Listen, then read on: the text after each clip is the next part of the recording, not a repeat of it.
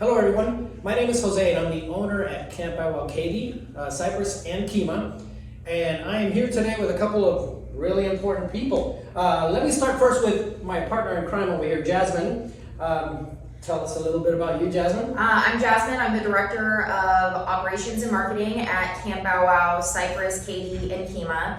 I'm a mom of 3 kids and a mom of 3 dogs, and I've been with the Camp company for the last 6 years. And we are real excited about today's presentation because I have with me a business partner in our networking group. We actually network through a group called Business Network International. And Kyle Lindner, who is with State Farm. And he's going to talk a little bit today because we have an interesting week coming up next week. What is it? Bite Prevention Week.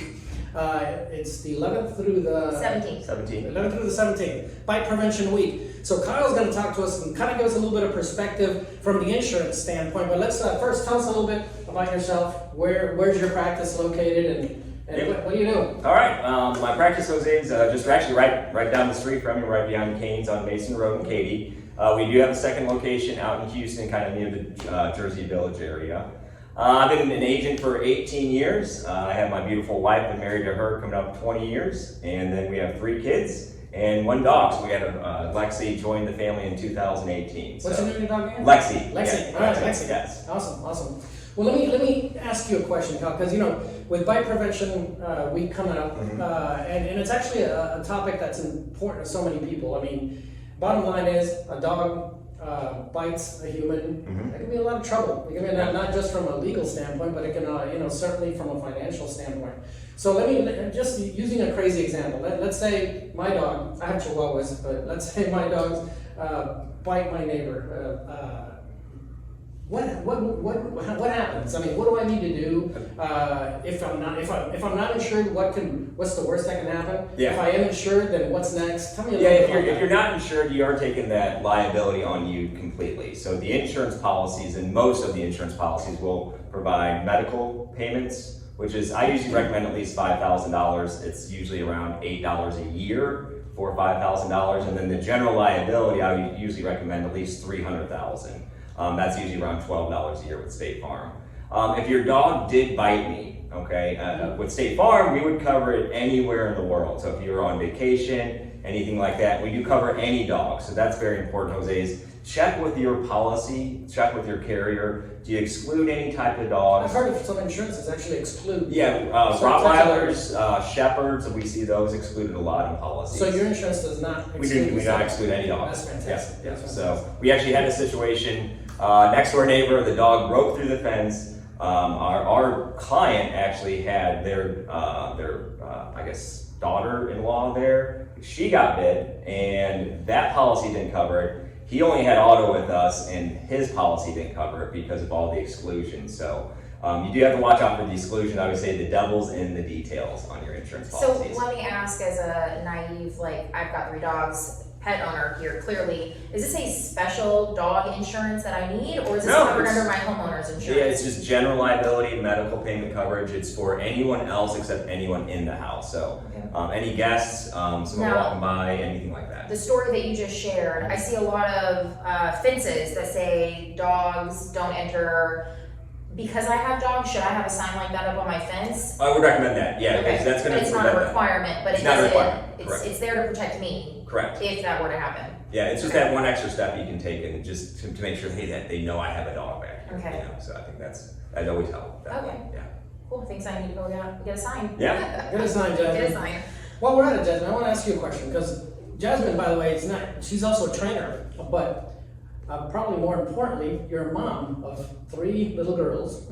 Hard of hearing, little girls. And you have dogs. Yes. So how do you go about making sure your babies aren't getting bit up by your dogs? What do you do? I mean, personally, I have had my lab, who's no longer with us, but he did bite my daughter, and it's a very just sad story. So parents, it will happen. Don't leave them unattended. Pay attention to them. We did all the right things.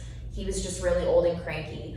More recently, though, I have a 10-pound dachshund who is very focused on his food, and he will steal food off the table. I mean, he'll steal it out of your hand. even if it's in the wrapper. So for me as a mom, I tell my girls all the time, come get a grown-up. Especially in that situation where they think they're helping Rufus the dachshund, like leave him to his own devices and come get a grown-up. Do not be the one to get bit. Let me take care of the dachshund that we know in that situation is not gonna make the best choices because he thinks he needs to eat the cheese that's in the wrapper. So come get mommy. But when we are out in public and my kids love dogs, they always wanna go pet the stranger's dog. And what I guide them to do, and I encourage them to do, is one, always ask for permission. We don't know that dog. Just because he's out in public doesn't mean that he's kid friendly. Whether, they make all these great leashes now that are color coded to warn people.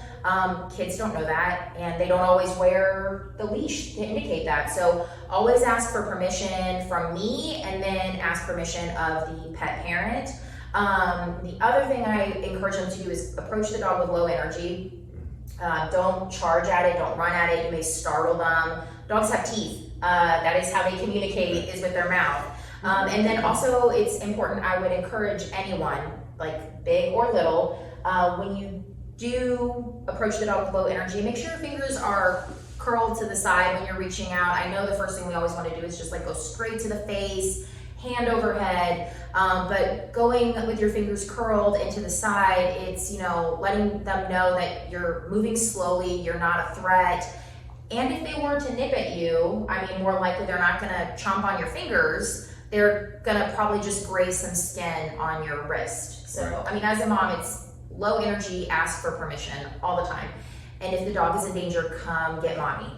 That's the key. Yes, really is. So something I learned here through experience, and you kind of talked a little bit about this. We don't want to approach the dog right from the face to face, so to speak.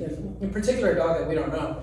I know something that I always do. Tell me if this makes sense. Mm-hmm. When I approach a dog, I always approach from the side rather than go straight at him. Approach from the side, put my hand on the side, and let the dog smell me. I've seen too often that. Because we've learned that, hey, let the dog smell you, but by me doing this action here, putting my fingers toward the dog's face, I'm basically putting out little sausages here for the dog to bite on, So it's best, is to have your hands onto the side and come as close to the dog as possible and let him approach. Let the dog come to you. Let him come to you instead, rather than, kind of provoke him in this manner. Well, I definitely agree with you. We get dogs every day that are coming in for their social evaluation, and a lot of the time, we get some dogs that are like, yay, this place smells awesome. Some dogs are like, this smells like the vet. I don't necessarily want to be here. Why are my parents making me do this new thing? And they're overwhelmed and anxious. So, that's how we have our staff approach the dogs before we take them to the back. Every dog is different, just like our children. Every approach we take needs to be done slowly, and you can adapt to the dog's personality once you learn more about them. But it's always better to be cautious initially. Yeah. Now, Kyle, I know you guys also offer pet insurance. Yes, we do offer pet insurance through State Farm. We've been offering pet insurance for about a year and a half now. Is that pretty popular? It is becoming more popular. Yeah, definitely. I can see why it would be. It's getting quite expensive when I take my dog to the vet. It can be pricey. Yeah, get there quickly. So that is something we can always help with. And in case if you ever, hey, I have a lot of expenses associated with my dog, you can always reach out to us. We can look into that. So pet insurance is different than being attached to your homeowners or general liability. Yeah, it's a separate policy. So what does this do? You can actually choose different co-pays. So if you take them in for their regular visits, you can have maximum set that if there is a So surge. it's like pet health insurance. It's pet health insurance. Got That's it. exactly what it is. Okay. Yep, pet health insurance. So it's going. Okay. Yep. So Awesome. That's nice. Yeah, my vet bills tend to get pretty it high. does get expensive. Yeah, and We've then used having Lexi for a couple of years now. Yeah, it does. And having a dachshund, they're prone to having back injuries, and we Mhm. had a pretty big scare 2 years ago with Rufus. Mhm. And I definitely would have probably appreciated that pet Yeah. insurance then. Yes. we do It's work very with babies. affordable too. So yeah, definitely something we can help with. Yeah. Awesome. Yeah. Well, Kyle, in Camp Bow Wow, we have the Camp Bow Wow Corporation. We are part of that, a franchise of part of that corporation. Has what's called a Bow Wow Buddies Foundation, and I know there's something that we've kind of partnered up, which is kind of cool. Yeah. So let's talk a little bit about that with the Bow Wow Buddies Foundation that you're willing to do with your particular practice. Yeah, so the Bow Wow Foundation, the Bow Wow Buddies Foundation, State Farm also has a It's called Good for Community. So if for some reason you're looking for or shopping your insurance or just want to review your insurance and you contact our office and mention Camp Iowa, we'll actually donate $10 to the foundation for every person that does call in for that. So it's something that we're trying to give back to the community, especially we love to help our local Katy partners in those situations. Well, that means a lot to us. Yeah, we love to. We appreciate that partnership. Yeah. That's very cool. Yeah. Kyle, who should they call if they want to talk to you? So if you can call 281-392-0080, that's my Katy office, or you can call the Houston office, which is the 832-913-3400. And we're open from 9 o'clock till 5:30. We are in the office on Saturdays too by appointment, so that helps out for those working families out there. So. Well, Kyle, thank you so much. Yeah, and again, Kyle Lindner with State Farm. We are here to serve as best we can. I'll finish it as I like to finish it, but Jasmine's going to finish it up. But I will mention to remember to be the person your dog thinks you are. Yeah, my dog thinks I'm pretty awesome. Those are some high standards. I love it. Guys, if you would, like and subscribe, comment. If you have any more questions for Kyle, we'll pass them along. I do want to make note that Kyle's brought us these great coloring books that helps explaining bite prevention to your kids. They'll be at each of our camps, Katy, Kima, and Cypress next week if you want to come by and snag one. We're super excited to have had you, Kyle. Yeah, it's such an important topic that deserves more than just 1 week of information. So guys, like and subscribe. Thank you so much for following us. Bye-bye. Bye.